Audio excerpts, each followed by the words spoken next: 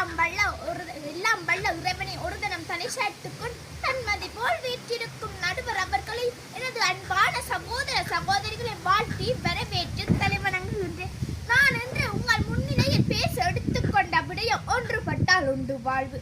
நம் தமிழ் மொழியில் அருமையான பழமொழி இது. இதன் பொருள் என்னவென்றால், நாம் அனைவரும் ஒற்றுமையாக ஒன்றிணைந்தால் நமது வாழ்க்கையில் வெற்றி, மகிழ்ச்சி, அமைதி என்பன கிடைக்கும் என்பதே.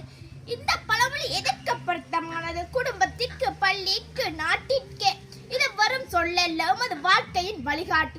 ஒற்றுமை என்பது சூரியனை போன்று அவ்வொளியில் அனைவரும் வளரலாம். ஆனால் ஒருவருக்கொருவர் தனியாக நடந்தால் அவ்வொளி சிதைந்து போய்விடும். நாம் முதலில் நம் குடும்பத்தையே பார்ப்போம்.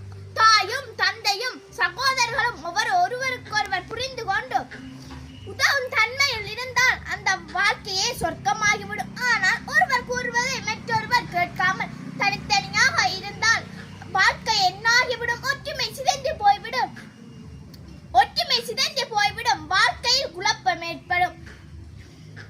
ஒருவர் தெருவை சுத்தம் செய்ய முயன்றால் அதற்கு மற்றொருவர் உதவாமல் விட்டால் அந்த முயற்சி வீணாகிவிடும்.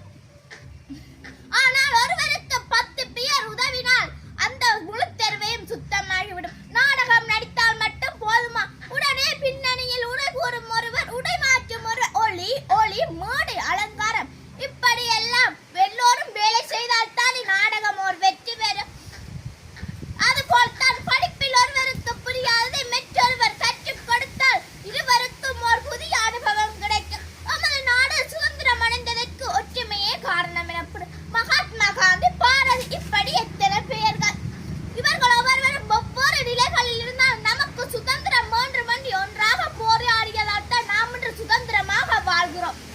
ஒற்றுமை இல்லை என்றால் என்ன நடக்கும்? வீழ்ச்சி, துரோகம், குழப்பம், சண்டை என்பன நம்மை சூழ்ந்து